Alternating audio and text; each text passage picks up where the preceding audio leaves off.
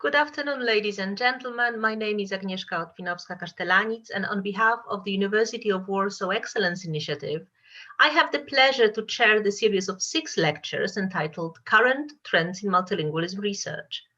Our today's guest is Magdalena Wrembel, who is professor at the Faculty of English, Mickiewicz University in Poznań, Poland. Professor Wrembel has served at several scientific committees, was a member of the executive board of the International Association of Multilingualism, and is the current president-elect of Societas Linguistica Europaea. She is also a deputy head of Bilingualism Matters Poznań, which is a Polish branch of the Organization for the Study of Bilingualism and Language Learning. Bilingualism Matters aims to communicate scientific knowledge to society to enable people to make informed decisions based on scientific evidence. Magdalena Wrembel's main research areas involve bilingualism and multilingualism, third language acquisition, phonetics and phonology, language awareness, as well as innovative trends in pronunciation pedagogy. She has published extensively in edited collections and international journals, such as Bilingualism, Language and Cognition, Language Awareness, Studies in Second Language Acquisition, and the International Journal of Multilingualism.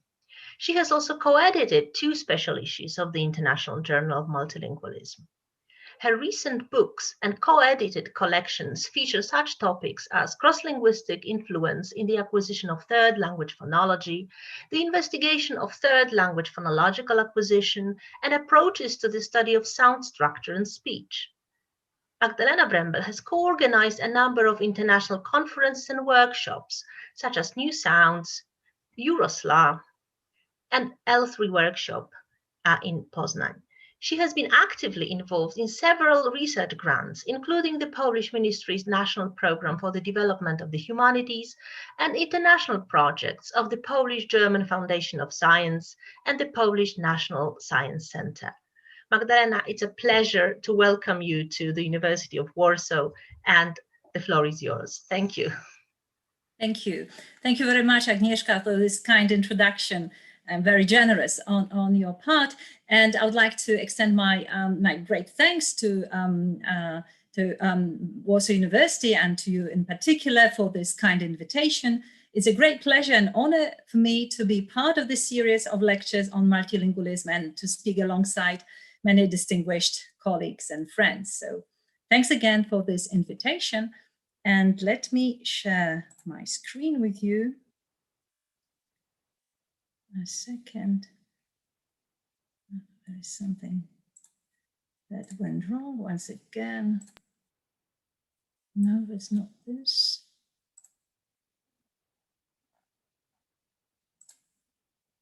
I'm sorry, let me go back.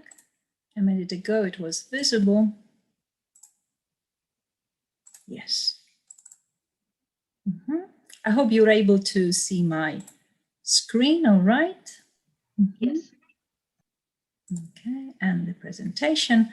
All right, so today I would like to talk about the exploration of acquisition of third language phonology. And in particular, I'd like to focus on some selected aspects, including challenges, new insights, and future perspectives.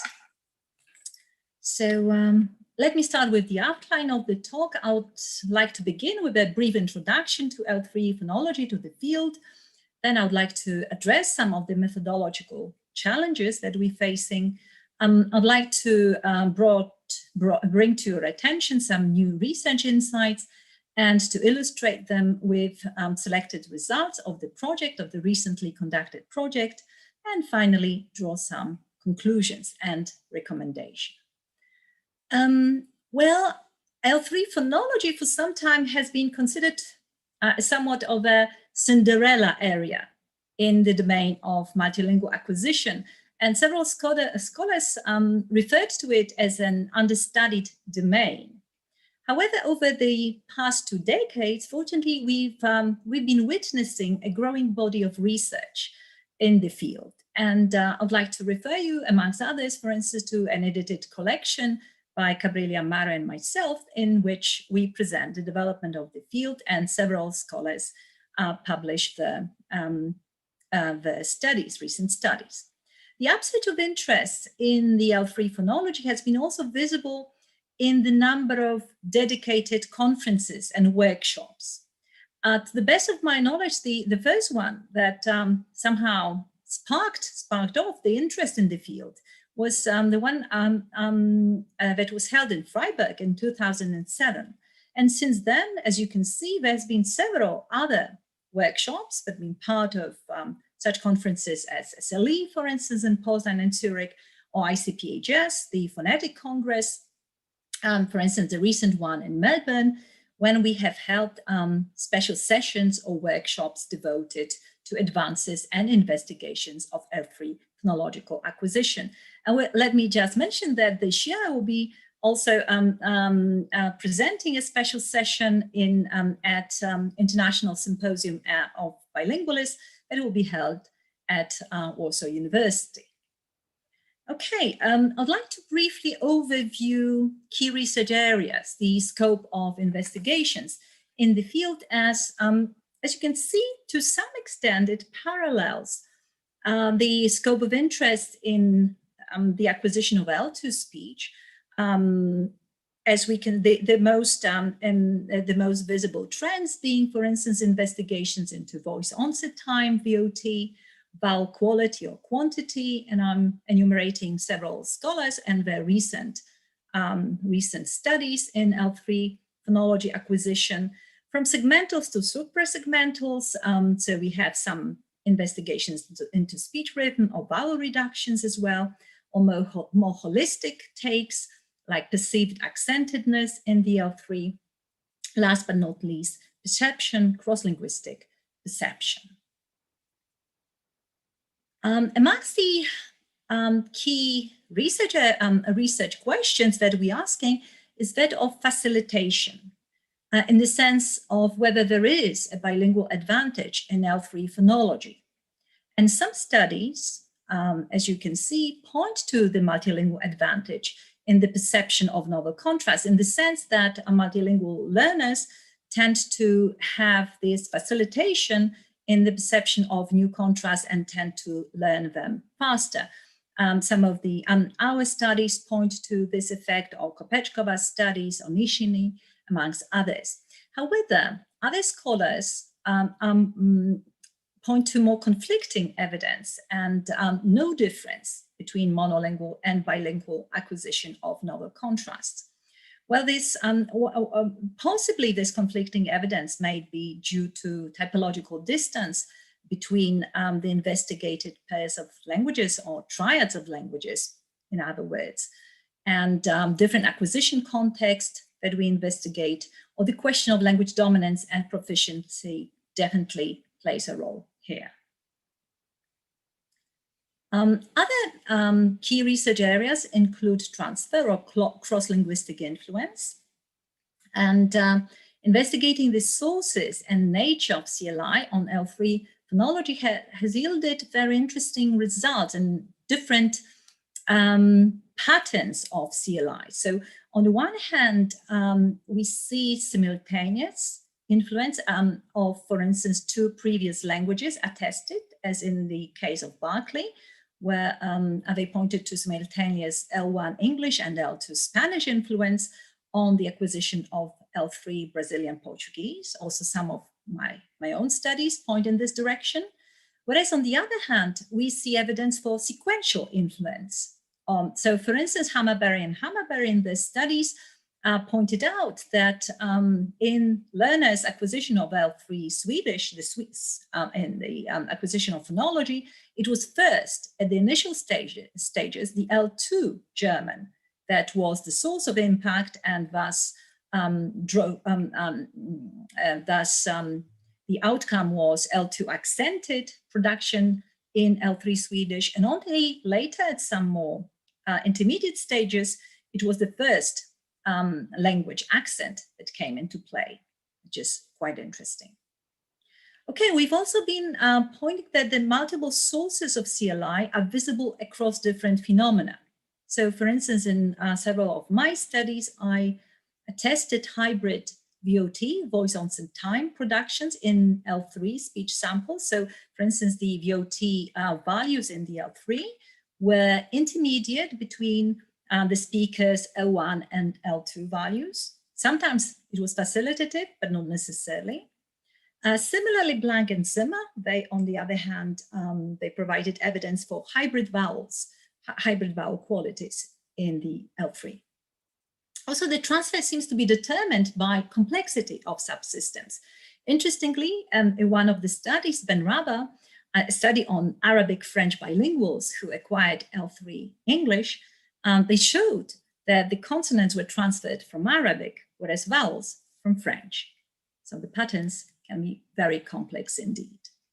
Let me now address some of the challenges. And in the challenges, I wanted in particular to draw your attention to some of the methodological considerations that we as researchers very often have to tackle, and the decisions that we're making. And I'll be addressing elements of this circle one by one. So starting with the design and the challenges there, the recent focus in L3 acquisition studies has been from the outcome more to the process of acquisition. So this has led also to a shift from cross-sectional studies to more longitudinal studies with several testing times. And I'll be illustrating such studies in a few minutes. Or even a step forward even is dense data collection. Some of our colleagues, Kopečková and the team, have been conducting. Well, this has, the longitudinal design leads to a possibility of having individual profiles of the learners, the trajectories developed, right? So we see the developmental trajectories of from the initial state to more advanced L3 learners. And L3 at the initial state sometimes is also referred to as an unknown language. And Ballas, amongst others, in her perception studies, treated an unknown language as a case also of L3 acquisition.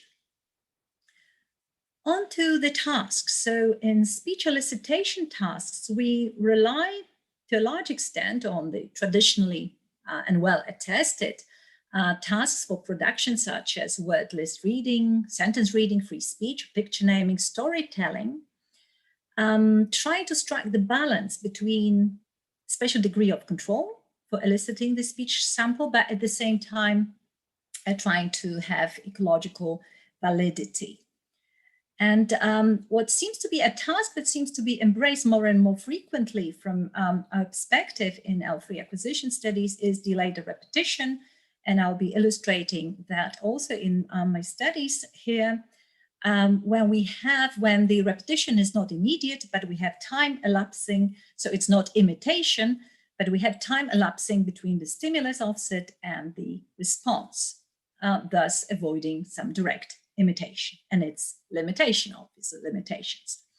As to the perceptual paradigms, yes, as well, we tend to adapt to multilingual perspective discrimination and identification tasks used in L2 speech acquisition. However, with this added cross-linguistic element and comparisons of three systems, which very much adds to its complexity and much heightened cognitive load of such paradigms.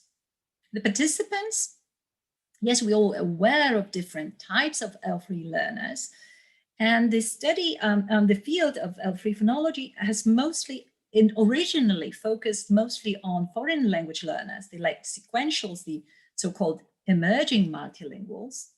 However, more and more different types of learners have been allowed into the studies, including active bilinguals, acquiring additional languages, or heritage speakers, by all means being a homogeneous group. Also, there is a broadened approach to the focus groups in terms of age. So we're moving away from adults and trying to include more and more studies on children and adolescents, which will be illustrated here as well.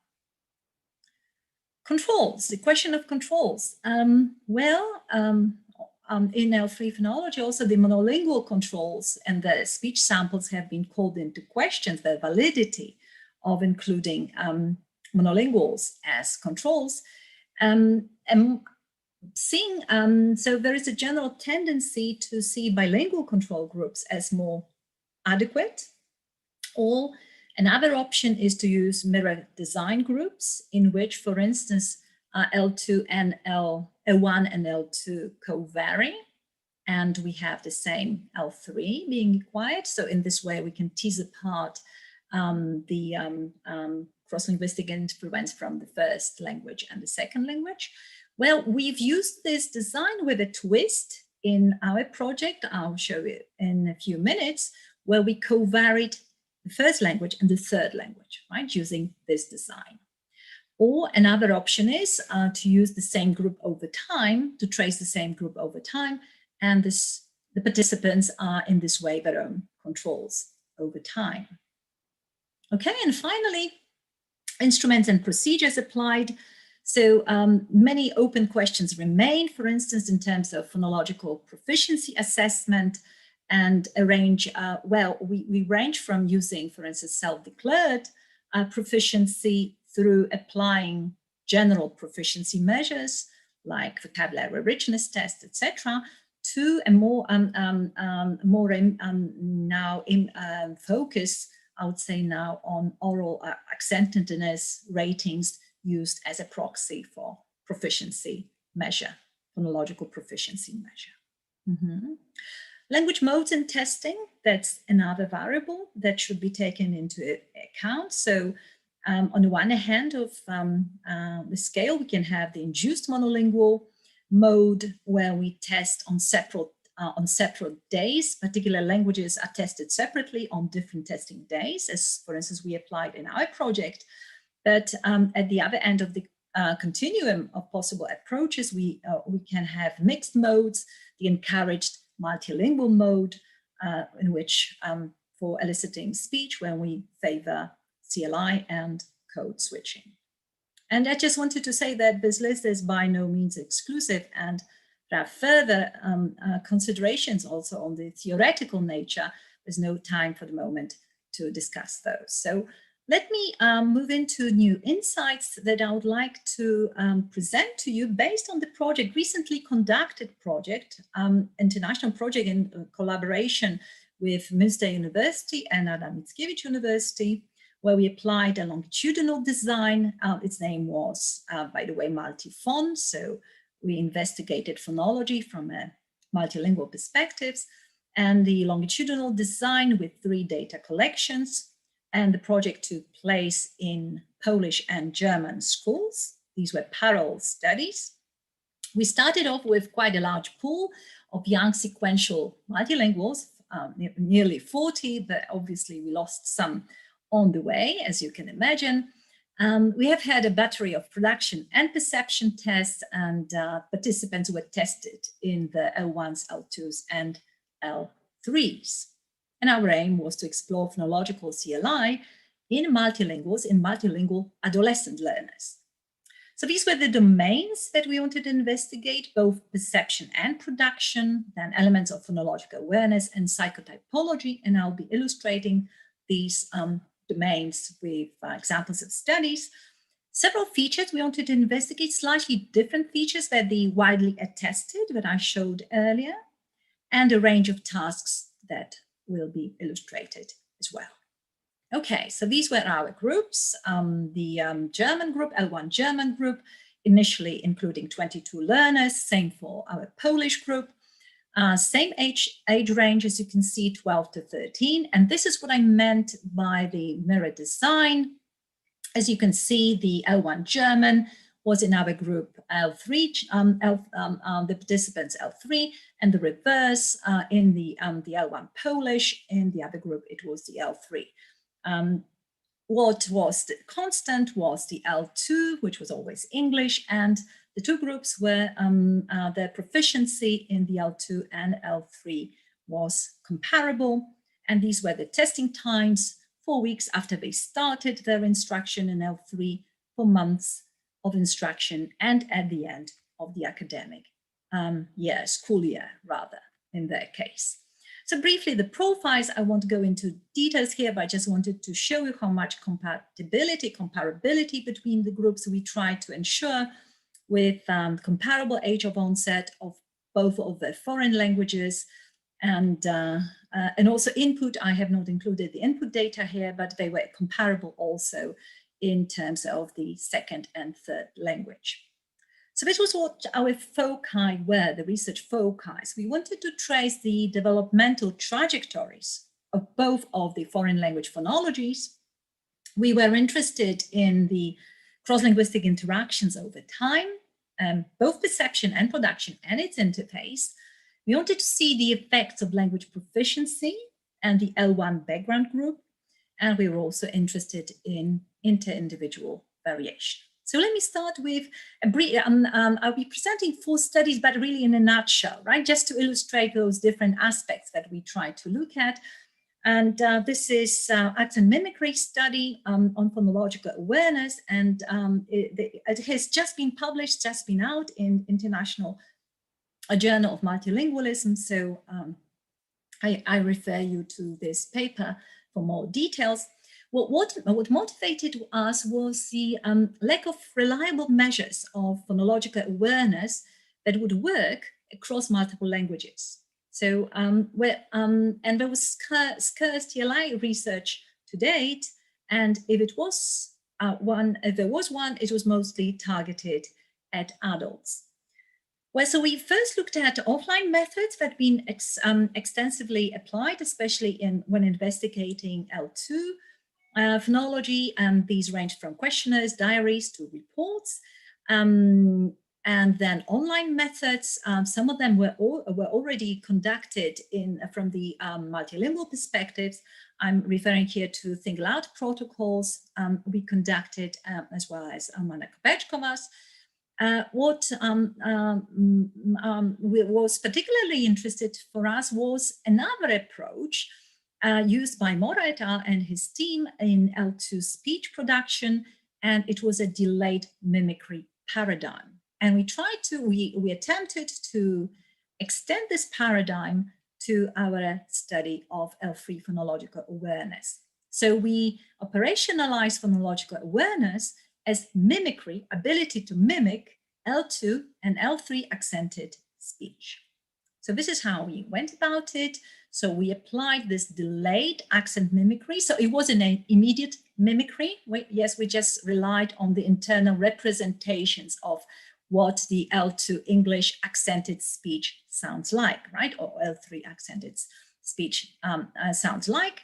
So the participants, the task was performed both in the second and third language. I mean, referring to the L2 and L3, they were to tell the picture story in the first language, and then, but trying to sound L2 accented or L3 accented in both in two parts of the story. And then we asked the participants for the comments, for the self-reflections on the mimicry task. So in this way, it allowed us to trace both the tacit, implicit, and explicit awareness, right? And we had the 2 groups of closely matched multilinguals, as I mentioned earlier.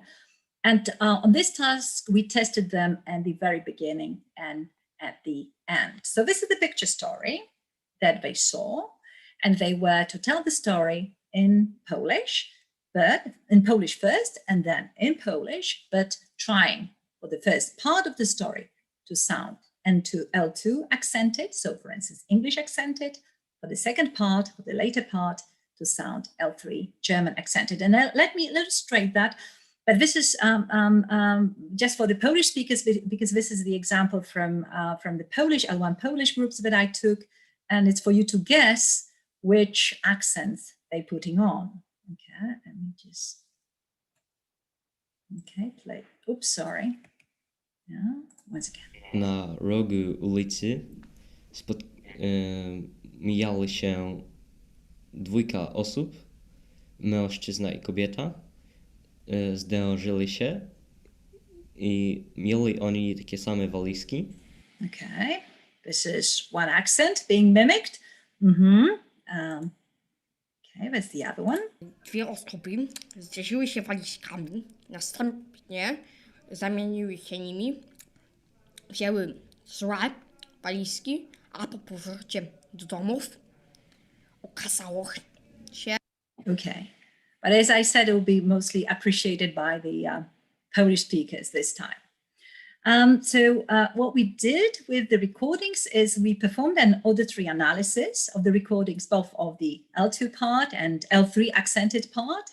And the ratings, the quantitative ratings were performed by 3 raters.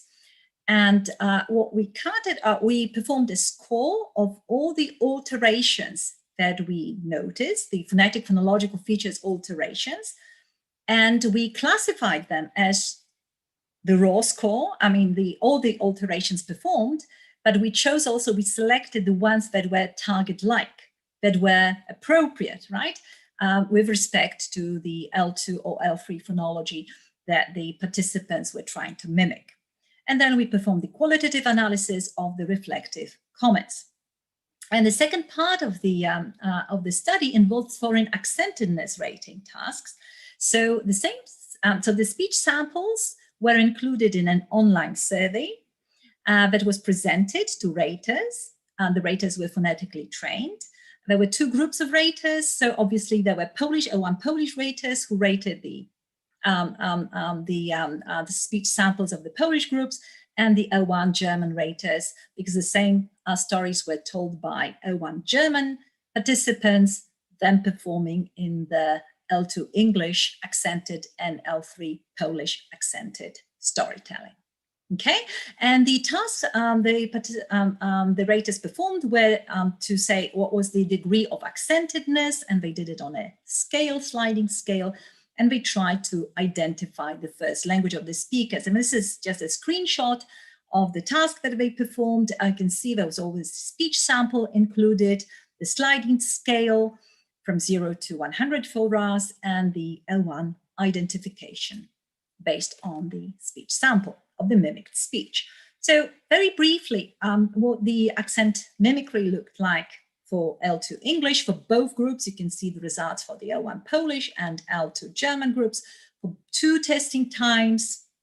And we see the results for the raw count for all the alterations. And then the second one is the shaded one is for the target-like, right? Those which were appropriate according to appropriate for a particular accent that was being mimicked. So as you can see, we have the L1 group effects. There were significant differences between the groups. And for L2 English, the Polish group performed better in terms of accuracy and the number of alterations they provided. So they were better able to mimic the L2 accented speech. However, because we have also development over time, the testing times, we see no development, at least based on accent mimicry. But what we attested was high inter-individual variation. Now these are the scores for L3 German for the Polish group and L3 Polish for the German group. The L1, as far as the L1 group effects, well, we don't see significant group differences, although the trend is reversed somehow, but it approached significance, but it only approached significance. So in a sense, we see no significant group differences in performance, and again, no development over time. So when we looked at our qualitative analysis, it was interesting that the L1 Polish group was able to offer a greater number of comments, phonological, metaphonological comments, and a greater range, right, of these comments. And when we looked specifically into the modifications they performed in their productions, so for instance, what they did was modifications in terms of vowels. They prolonged them, sometimes centralized or reduced. In terms of consonants, especially consonantal clusters, they reduced them. They applied rhotic substitutions, so different rhotic sounds were substituted in the mimicked speech. Sometimes the aspiration were modified, VOTs. Stress placement was modified. It was also interesting to see voice quality change, right? They changed the voice quality when mimicking other accents. Okay, well, we also ran correlations between the feature-based analysis that I've just presented and the holistic assessment that was measured in terms of foreign accentedness ratings. So in general, what we see is that they correlated, right? These two measures correlated, especially as we lumped the two groups together. What we saw were moderate correlations, inverse correlations. So somehow the feature-based analysis that we performed when counting the modified features, it also found its confirmation in the holistic analysis, where the raters were to rate the degree of foreign accentedness, right? So they seemed more foreign accented, obviously, when they applied more of these feature-based changes. And the same was true for the Polish groups showed strong, significant correlations, whereas when we looked at the German group separately, the picture was quite different. So summing up, yes, we saw different manifestations of phonological awareness, and it was interestingly, the multilingual speakers, learners, were able to notice very specific properties of the L2 and L3 phonologies, both at the segmental and suprasegmental level, which they tried to mimic. However, the commentary, the metalinguistic commentary, was more rare, right? They were not so willing to offer comments here. And interestingly, the L1 German group was better at imitating the L3 accent, although there was a trend only, and L1 Polish group was better at imitating the L2 accent. We saw no development over time. We tried to explain maybe it was too limited, the time frame of the study was too limited, and also the participants did not receive any explicit pronunciation instruction at school. So maybe it could be explained in these terms, but also when we looked at individual profiles of the awareness, they varied greatly.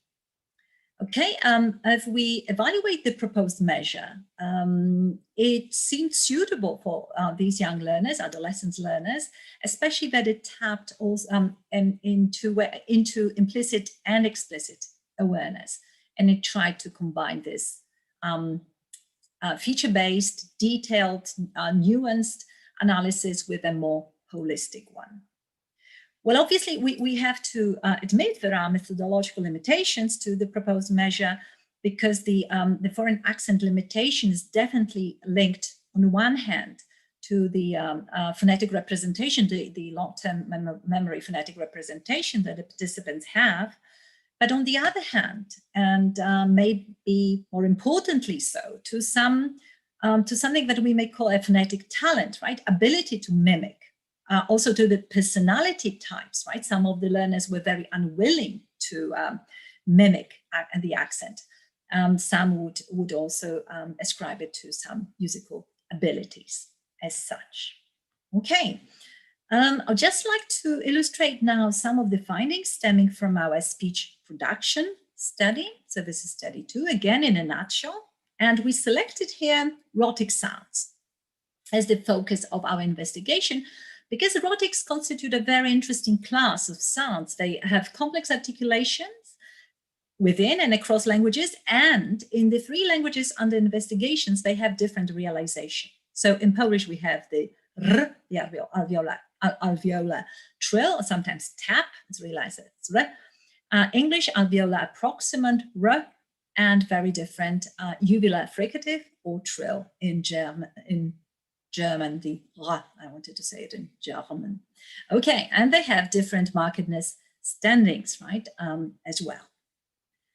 So the procedure that we applied, we relied on the delayed production, delayed repetition in all 3 languages and all 3 testing times. And so the target words were embedded in carrier sentences, and then, as I illustrated earlier, we use this delayed repetition. So let me just play to you some samples to show what this study, what the task was all about.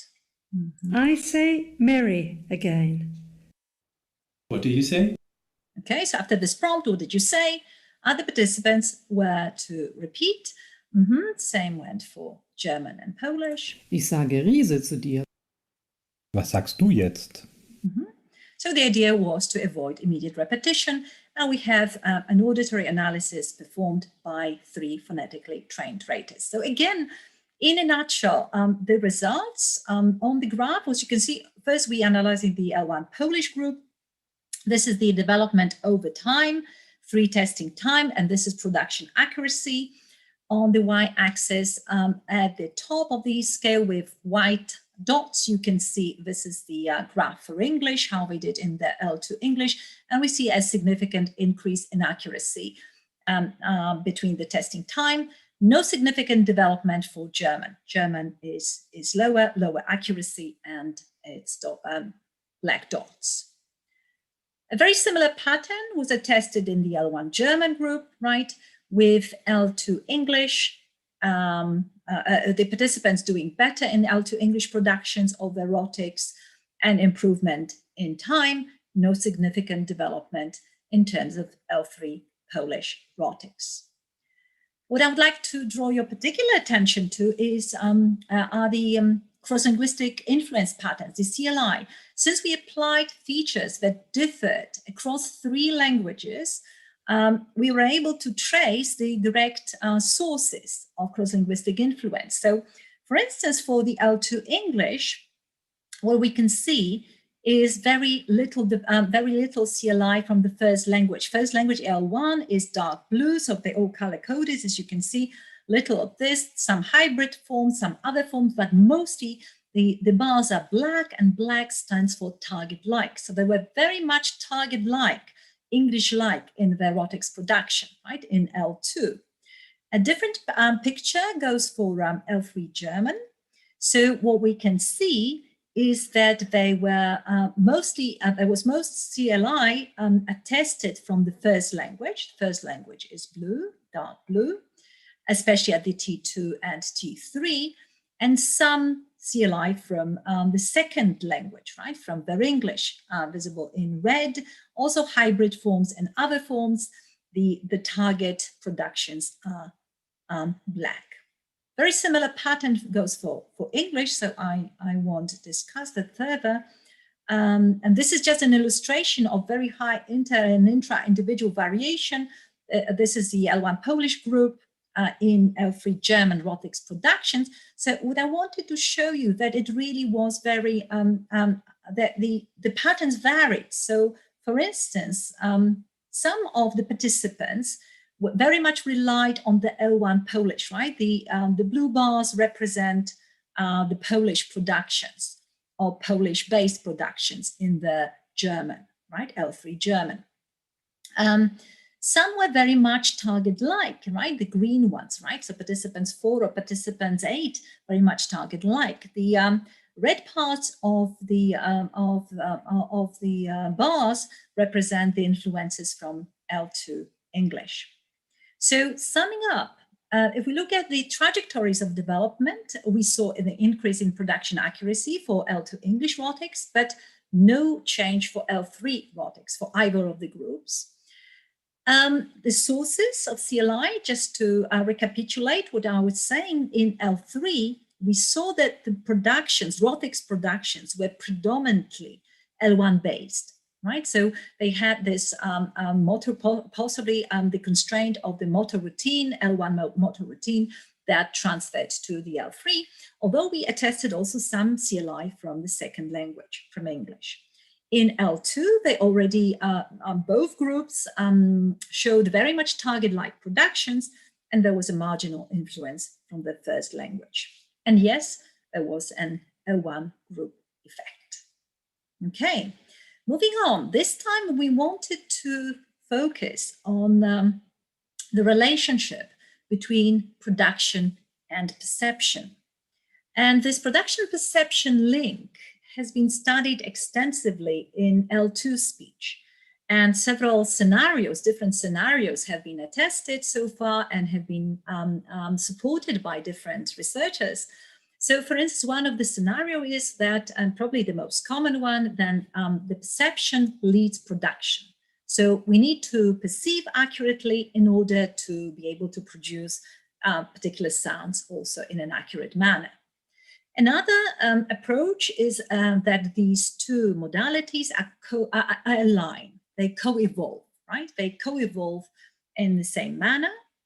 Third, a third scenario that probably gets is less evidence in the studies conducted so far is that production leads perception. And the fourth one that we as particularly proposing here as important for our study here is there is no direct link that can be traced between the two modalities. And often it occurs when in case of perceptually salient sounds that perceptually stand out, but they are very much challenging in terms of motor articulatory executions, which is very much the case also of some of our rhotics. So as I was saying, there's been a scarcity of research from the multilingual perspective, from L3 phonology. This is our exploratory study for the moment. In terms of production, we applied the delayed repetition task that I illustrated earlier, so I won't go into details there. I just wanted to show you what the perception task looked like. So we applied an alternative paradigm, forced choice goodness task, which was randomized and counterbalanced and run in E prime. So we had two renditions of the same phrases, but they differed on the last stimulus item. So we manipulated the last stimulus item and we replaced the rhotics, right? We made them foreign accented. So for instance, for L3 German, obviously we had a target-like rendition of the whole phrase, and then with manipulations which were L1 Polish accented or L2 German accented. Right? Let me play you just some examples on what it looked like. And the task for the participants was to say between the two pairs, which one sounded better, right? So it was a goodness task, which was sounded more natural, more target-like. Du hörst das Wort Reise. Du hörst das Wort Reise. Okay, and again, manipulations for English. I'm sorry, maybe I will be, hope you'll be able to hear it. You'll hear the word ring. You'll hear the word ring. Right, ring, and this was manipulated, right? You probably heard that. You'll hear the word ring. Right, with the substitution of the Polish rhotics. Okay, it may look like a complex graph, but let me guide you through it. So we have, this is the, again, results, the overall results that we got, the scores. Perception accuracy is in dotted line. The solid line represents production accuracy, right? Here we have the German group results on the left and the Polish group results on the right. We have two testing times. For this, we just took into consideration two testing times, and we have two languages. So upper part of the graph corresponds to L2 English. The lower part of the graph corresponds to L3's respective L3s. So if we look at the L2 English, the results, as you can see, both modalities, there seem to be a closer relation between both modalities.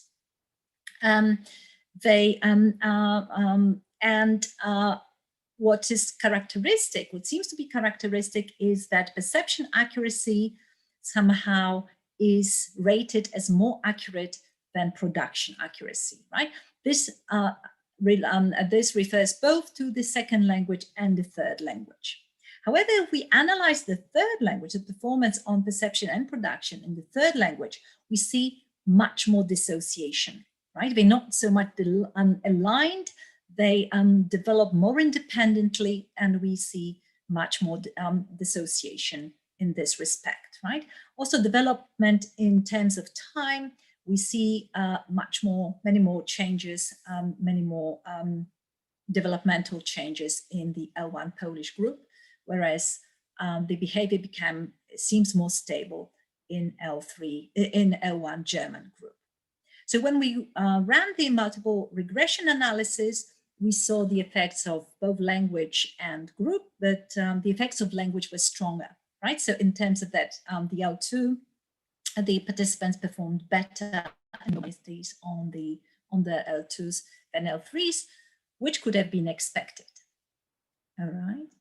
So we ran correlation analysis on the group level. However, they did not yield any significant results for separate languages.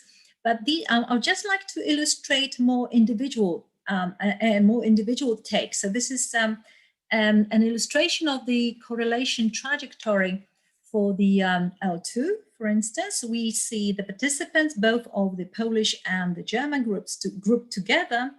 So what we can see, the correlation at the individual level, that the participant scores are clustered mostly in the right upper corner, as you can see here, which represents, because on the axis we have perception accuracy, on the Y we have production accuracy. So it appears that participants did well, had high accuracy in terms of perception and high to medium in terms of production, and that was the most commonly attested pattern, with both modalities fairly much aligned and developing in tandem.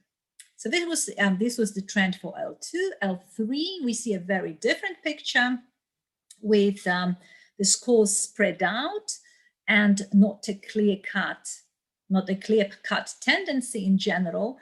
What we're witnessing is this dissociation between the two domains, because even though some of the perception accuracy, high perception accuracy, did not correspond to accuracy in production.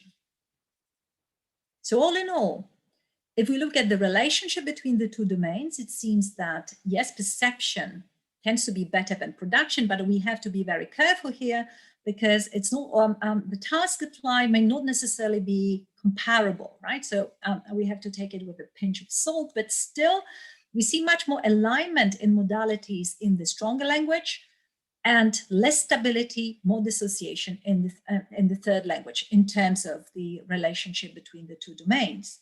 And we attested high individual variability, different patterns, ranging from co-evolving modalities in the second language to performance unrelated in the third language. And we saw the effects of proficiency, as we mentioned, with L2 on the whole being better than L3 in both of the modalities, and a much more stable link. And finally, this is just I'm looking at my watch, just 5 minutes more, if you allow me. This is a final study that I would like to share with you on psychotypological distance. And this has just been out as well in language awareness. So I do invite you to look it up, please. Well, again, what motivated us in this study was that language distance and proximity is identified as a significant predictor of cross-linguistic influence in L3 acquisition. And we may approach this language distance proximity from a more systemic perspective, looking at it as a typology, right? Genetic typology, or perceived distance, right? Psychotypology. So our aim was to explore the multilingual learner's perception of phonological proximity between languages. And the measures applied so far, mostly questionnaires, allowed for pairwise comparisons, so binary comparisons between pairs of languages, but we wanted to go beyond that. And some of the other measures tried out also for phonological awareness or general meta-awareness were again single-out protocols, which is a more complex measure and time-consuming measure. So the proposed instrument, the instrument that we're proposing, is a visualized language distance measure, and it is illustrated there, as you can see.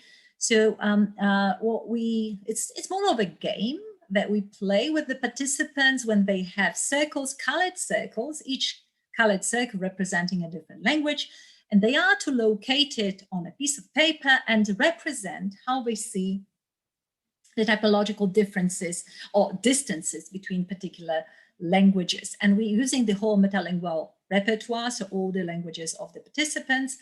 And then we performed measurements between the the middle part of the circles. And sometimes the raw measurements, we transformed them also into ratios to reflect, because the use of space, right, spatial perspective differed between participants. So to have more normalized measures, we applied ratios. And in the instructions, they were instructed, obviously, to focus on the phonological proximity between the languages. Very briefly, the results. Yes, we saw the L1 group effect on psychotypology, and with the L1 German group clearly distinguishing between the individual language pairs. So, for instance, what they saw as the closest, as could have been expected, also in terms of phonology, was English and German pair. What they saw as most distant was the Polish-German pair, right? And they clearly distinguish between the individual language pairs with high also individual variability. The L1 Polish group, not such a strong language effect, pair effect was visible, and they perceived the languages as more equidistant. And just to illustrate, maybe it will be a clearer illustration of this group comparison. So you can see the lighter gray, this is the L1 German group, the darker gray, this is L1 Polish. So yes, the distance between English-German language pair for the German group was the shortest, right? Considerably shorter than for the Polish group, and the reverse, right? So for instance, the Polish-German distance phonologically was perceived by the L1 German group as the greatest, right? Whereas the Polish group, as you can see, was more equidistant. So the magnitude of the perceived distances differed, right? And the hierarchy as well. So summing up this study, yes, we saw asymmetry, right, in the perceived language distance with this clear L1 group effect. But what was interesting, there was an overlap between this psychotypology and typology, as we saw, right, with the Germanic languages perceived as the closest, but then some variation as to the other language pairs. What was interesting in the retrospective comments of the participants, the multilingual participants were able to notice the salient features, pronunciation features.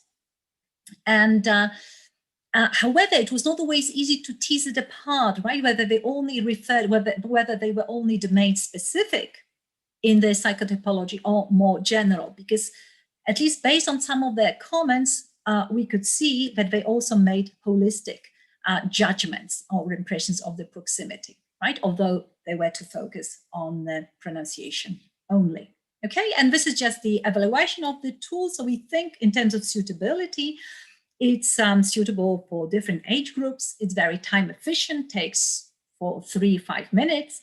It may be applicable to a number of languages. We may add circles for additional languages, and it's quick and easy to administer. Obviously, it would need more testing to see the reliability. In terms of flexibility, what we liked about it is it does not only rely on pairwise comparison, or rather not, it sees the multilingual global entity, right, or the whole multilingual repertoire. And on to the conclusions. So in a sense, what we try to do in some of the studies from in our recent project is to tackle some of the challenges that I've been discussing earlier. So this shift of focus from the focus on the outcome to more to the process of L3 acquisition, to see the developmental trajectory. We try to broaden the repertoire of the investigated features. You saw some studies on rhotic sounds, but we also did final obstruent devoicing. We focused on phonological awareness and foreign accentedness. We looked at both modalities, and we applied a lesser studied age group, and this designed with mirrored repertoires which allowed us to have the cross-group comparisons. Summing up, recapitulating some of the major findings, what we're seeing is mostly nonlinear development of foreign language phonology over time. We attest that it was partially feature dependent, so depending on the particular features that we investigated. it seems that the first language, the L1, tends to mediate both the perception and partially the production as well, but we have partially attested also elements of CLI from the second language. Maybe there's not sufficient exposure to the second language in the formal setting for it to be fully facilitative, to be able to see the bilingual advantage even more clearly. And what was interesting also to notice were very often some intermediate realizations, right? The productions were intermediate between particular languages, which was particularly visible in rhotics. So the way forward, what's the way forward? Probably to further pursue theoretical refinement. This is something I have not been talking about today, but that's a completely different question and quite an open question for L3 phonology. What is the best model to apply? Would like to continue to triangulate different methodologies applied. We are very much involved in investigating features that pattern differently across languages. It's not always easy to find, right? There's such a feature that patterns differently across the triad. Would like to expand across domain studies. In one of my recent projects, this is what we're trying to do, to look at phonology syntax interface, and hopefully also to extend Eurolinguistic studies to include L3 phonology.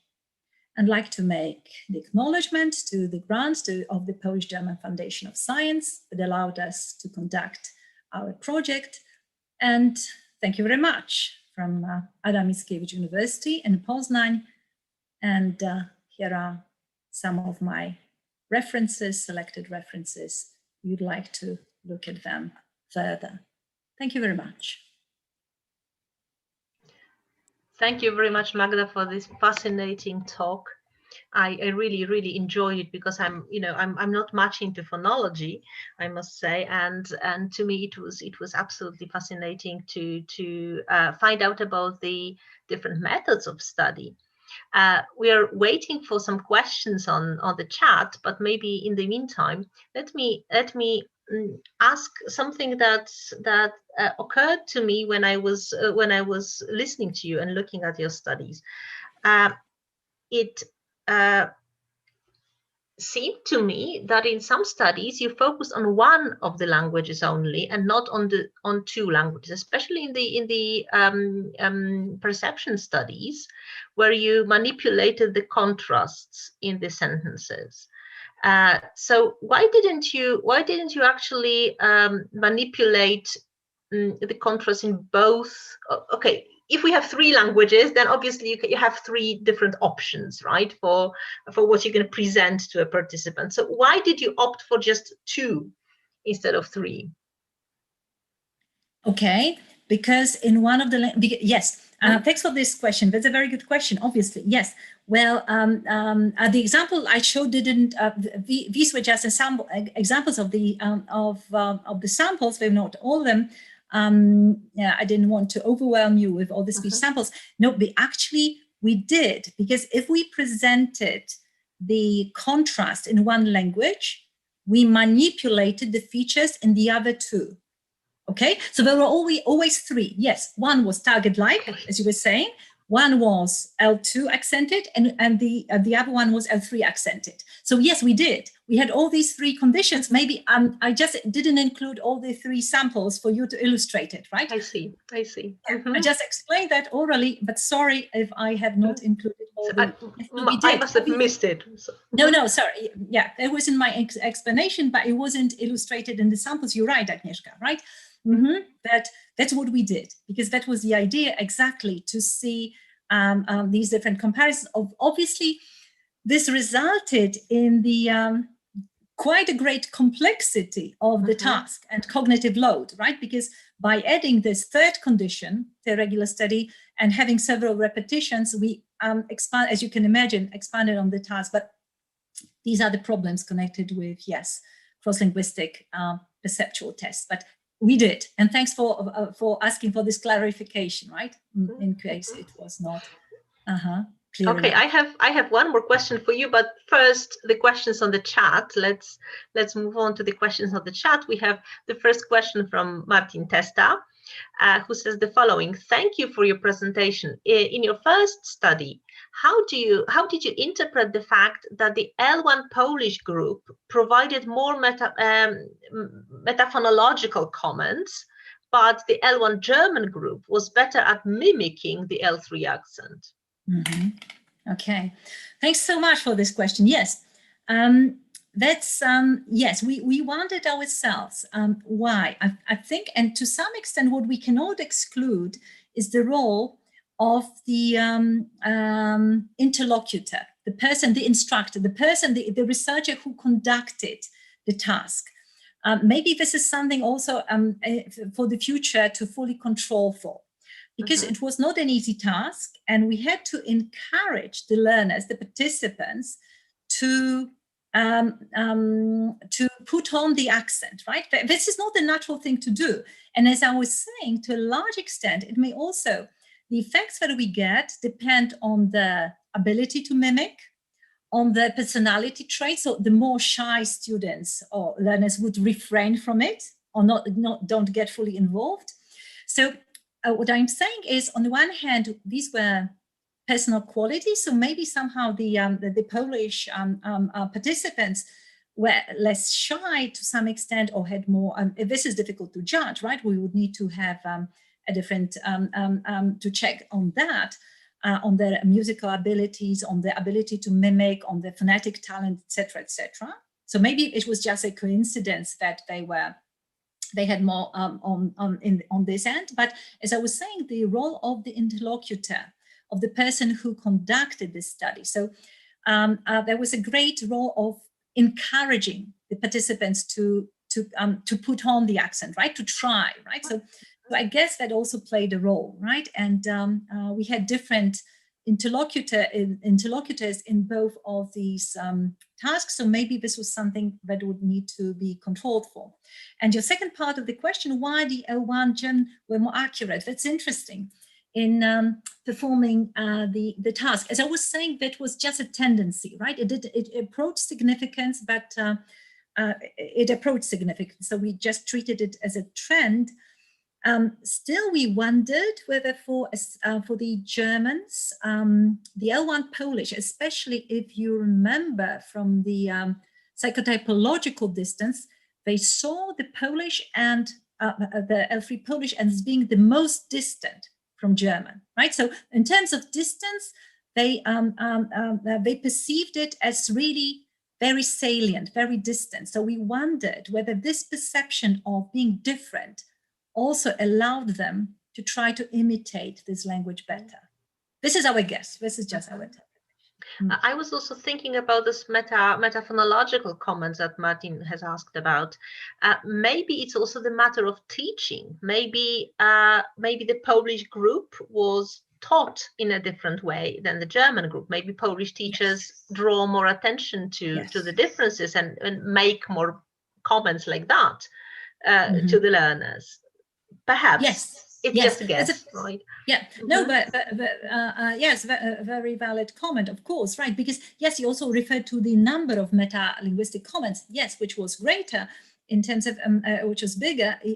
Yeah, very much it may be related to this focus on form, right? And cross-linguistic differences, and trying to attach more importance to them. So by all means, yeah. So different factors could have been at play, and difficult to just one. Thank you. Okay, we have another question from Michał Paradowski about psychotypology findings.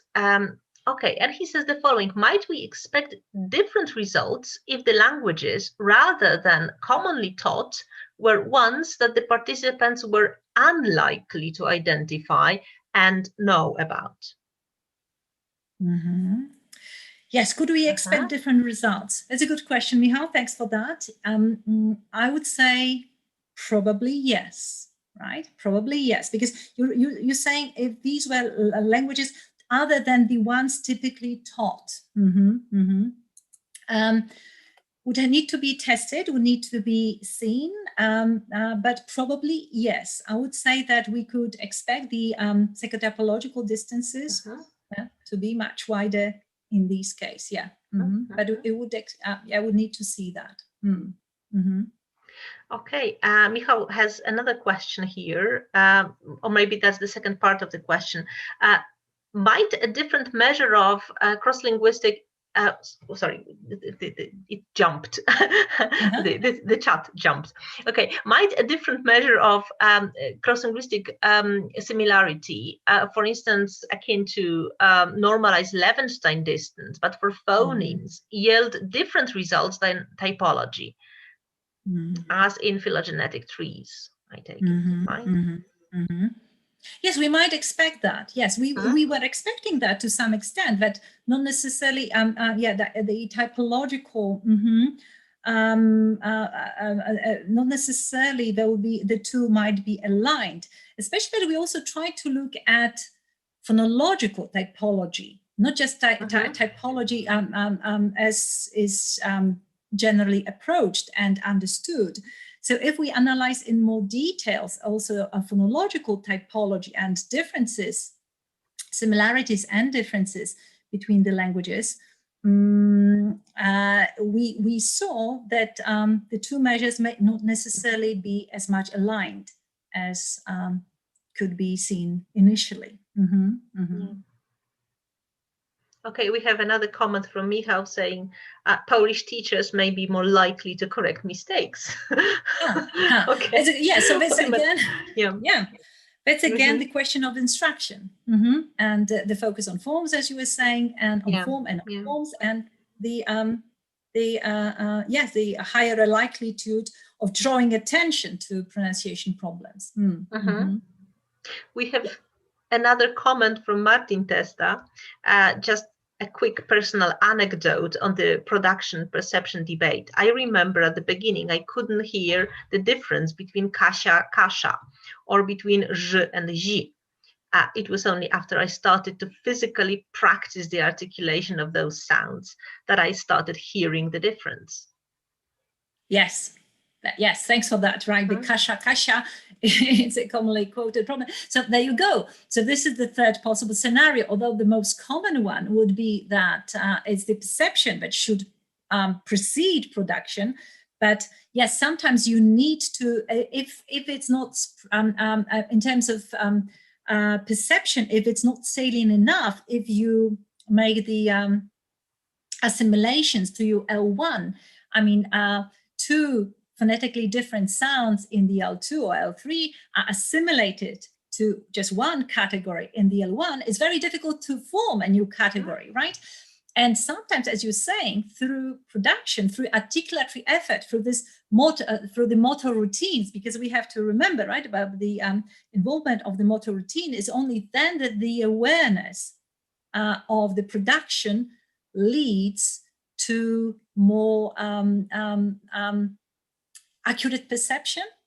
And similar results, similar anecdotes, or even the results of the studies have been reported in the case of le contrast, especially problematic for Japanese learners, right, of English. So yes, very often it's the production in their case that leads perception. So yes, thanks for this anecdotal evidence. A good one.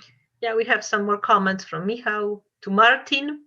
Michał says, I'm more successful producing putonghua than understanding it. I often don't know whether the interlocutors are using words that I don't know, or speaking a different dialect or language, or just speaking fast, not clearly enough for me to get it, says Michał. Yeah. Okay, Magda, I have another question, because we might be waiting for some more comments or questions. But what also occurred to me is that we very often can trace foreign accents in our second language or third language speech when there is a little bit of interference. I mean, when we don't control our language as well. And I was actually thinking about some tasks that might actually use that. So tasks where we make participants switch between languages and kind of force them to start speaking with a different accent.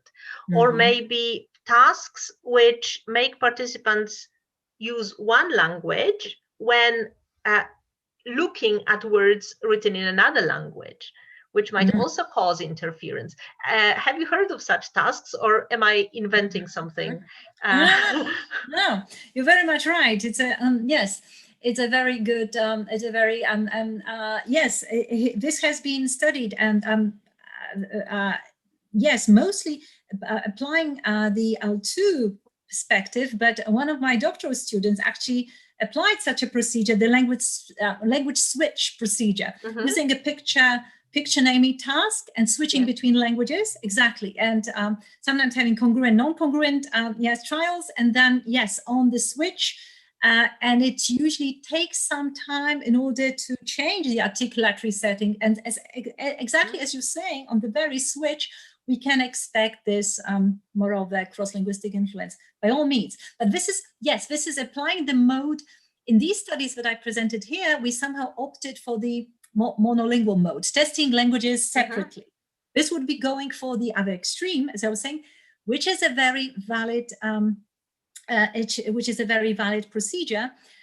Recently, there has been, if you're interested, I can also direct you to that, a recent publication in the Journal of Acoustic Society of America of such a study using, exactly as you're saying, the switching procedure, a language switching procedure, and the CLI visible there in these samples was much, much higher than in the samples when they try to keep the bilingual or monolingual mode. So yes, the task was applied in mono, bi, and trilingual mode, and the largest number, obviously, as expected, of switches in the trilingual. So yes, language switch procedures, and you're very much right, Agnieszka. It occurred to me, when you made this little slip of tongue, when you wanted to say German with the German already R, preparing, right? yes, for the I know. Yeah, okay. We have another comment and a question from Rafael Bertele, who says that it was great stuff and that you mentioned language mode. And did you find any effects of language mode on what, Rafael, actually? Well, I guess, thanks, Rafael. Thanks for that a lot. I mean, as I said, in this particular project, we tried to, we tried to control, as it for it, in the sense that we abstained from using different language modes. But the studies I've just quoted a minute ago, these were the ones that actually do apply a language mode and this multilingual mode, and there are clearly strong effects seen on speech production and the switching.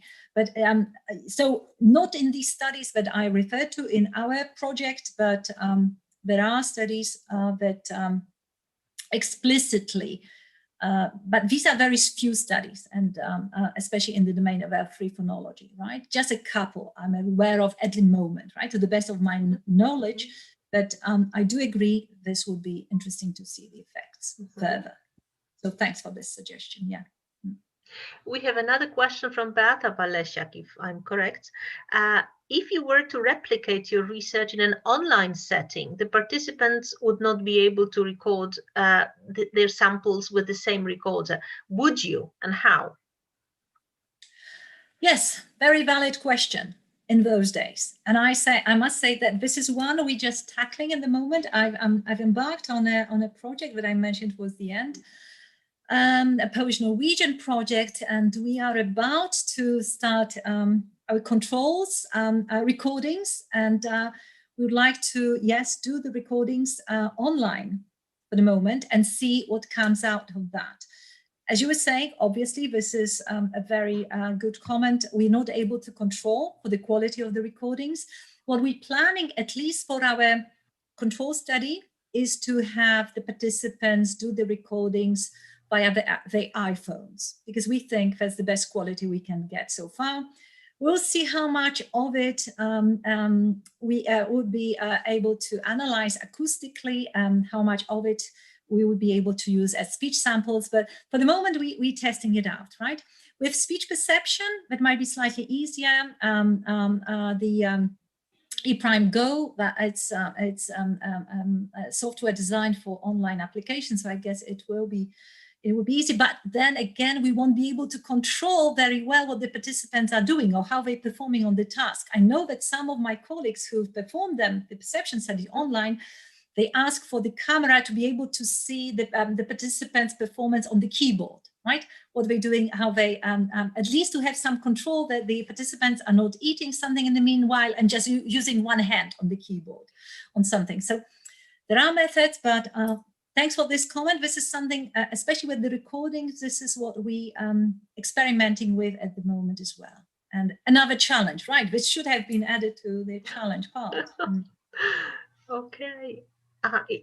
That seems to be the last question or comment. So thank you very much once again, Magda, Professor Wrembel, for this fantastic, inspiring talk. I hope that many people around will get interested in phonological studies of multiple languages, because it's really fascinating how those factors interact. And well, how we are able to produce all those sounds in those various languages, right? Okay. Or the hybrids, right? Or yes. Yeah, or the hybrids, right? Of course, right. I guess we are all producing hybrids, like, you know, we're not native speakers of English. Into phonology, yeah, obviously. But this is right. That's what's fascinating about it, Yeah. right? And may I just say that I do hope, just coming back to the initial say, it will no longer be a Cinderella area in the field of multilingual acquisition. So yes, let's hope so. Okay. And thanks so much for the invitation. Thank you again. And thanks everybody for listening. Thank you. Although it's so strange to speak to blank screen, but you all have the experience. Okay. Thank you. Bye-bye. Bye-bye. All the best.